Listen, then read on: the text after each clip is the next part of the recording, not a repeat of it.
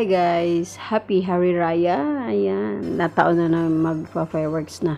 So, dito sa vlog ko na to, welcome everyone.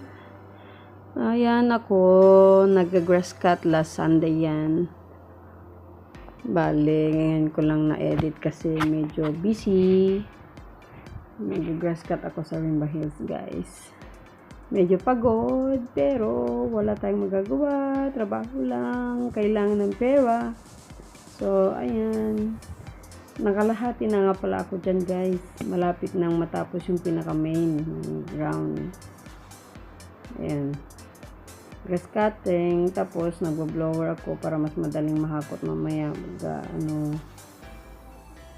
Ayan. Medyo may katigasan ng damo yan, no? Sa likod. Before ko yan grass cut. Mga talahib, ganun ang damo. Kaya medyo masakit sa kamay. So, ito na nung natapos ko. Then, right after that, ayan, inipon ko siya. So, inakot-hakot ko na.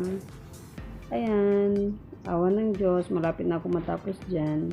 Dahil sabi ko, Diyos ko Lord, huwag mo muna ipatak ang ulan dahil nagbabadyang ulan na dyan. Actually, umaambon na nga dyan eh. Kaso lang, pray lang ako kay God para hindi siya bumuhos. Para matapos ko lang. Ayan. Konti na lang yan dyan. Nung naghahakot na ako dyan ng mga grass cut ko pa dyan. So, nung natapos yan guys, naipon lahat ng damo. Yun, binuhat ko lahat ng mga bags ng damo, nilabas.